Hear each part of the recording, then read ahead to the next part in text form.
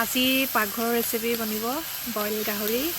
Hello' everyone, মই কাকু মোৰ YouTube channel কাকু পাতিবলৈ আপোনালোকক অন্য এটা ৰেচিপি লৈ স্বাগতম জনাইছোঁ সকলোকে। আজি মোৰ পাকঘৰৰ দুপৰীয়া সাজত আছিলে বইল গাহৰি মাংস, আৰু সেই মাংসকণ মই জুইত ৰান্ধিছিলোঁ। আৰু জুইত ৰন্ধাটো কিমান সোৱাদযুক্ত হয় সকলোৱে জানে, স্বাস্থ্যৰ কাৰণেও ভাল, আৰু ভাবিলোঁ আপোনালোককো দেখুৱাওঁ। গতিকে ভিডিঅ'টো ষ্টাৰ্ট কৰোঁ, সকলোৱে চাই থাকিব। আৰু প্ৰথমতে এইখিনি দেখিছে নহয়, যিখিনি একেবাৰে মছলা বেছি ব্যৱহাৰ কৰা নাই, আদা, নহৰু, পিঁয়াজ, জলকীয়া এইখিনি ব্যৱহাৰ কৰিছোঁ। আৰু ভিডিঅ'টো ষ্টাৰ্ট কৰোঁ, গতিকে চাই থাকক ভিডিঅ'টো।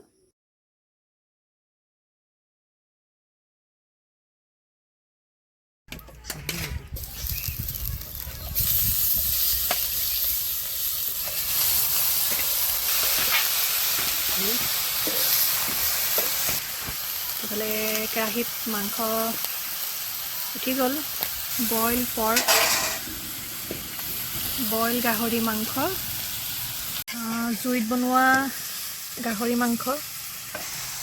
প্ৰথমে মাংসখিনি কেৰাহীত দি লৈ অলপ সময় ভাজি ৰাখিব লাগিব। জুইটো একেবাৰে কম দিছোঁ, আৰু এনেকৈ লৰাই অলপ সময় ভাজিম। ভজাৰ পাছত বাকী বস্তুখিনি এড কৰিব লাগিব, এইখিনি দেখুৱাম পাছত। জুইত বনালে বহুত খাবলৈ ভাল হয়। মাংসখিনি অলপ সময় ভজাৰ পাছতে পিঁয়াজ দিছোঁ।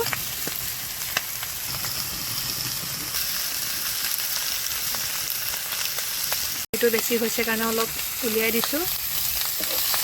এতিয়া আকৌ লৰাই মাংসখিনি ভাজি আছোঁ। আনফালে নহৰু খুন্দি লৈছোঁ, আৰু আদা আৰু কেঁচা জলকীয়া। আকৌ অলপ সময় ভজাৰ পাছতে নহৰুখিনি এড কৰিছোঁ। কেঁচা জলকীয়া অলপ খুন্দি লৈছোঁ, আৰু লগতে লৈছোঁ 3টা বিলাহী। এতিয়া বিলাহীখিনি দি দিছোঁ, লগতে কেঁচা জলকীয়াখিনিও।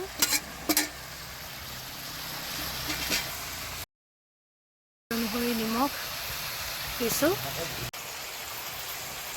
বইল গাহৰি দিবৰ কাৰণে স্কোৱাছ আৰু আলু।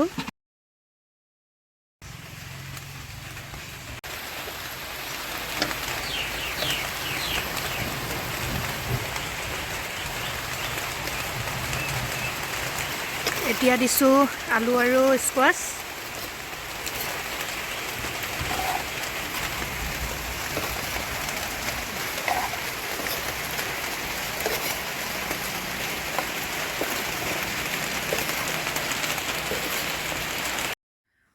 এইখিনি হ'ল মানিমুনি, পথাৰৰ পৰা আনি থোৱা আছিলে। ভাবিলোঁ ভাত সাজত আজি অকণমান চাটনি খাওঁ, জ্বলা চাটনি। আৰু এইখিনি ধুনীয়াকৈ বাছি ল'লোঁ। বাছি লোৱাৰ পাছতে নহৰু, জলকীয়া এইখিনি দিয়ে চাটনি বনালোঁ। এটা বস্তু দিছোঁ, পানী আৰু মান ধনিয়া পাত। এতিয়া ঢাকি পেলাই অলপ সময় সিজিবলৈ এৰি দিম।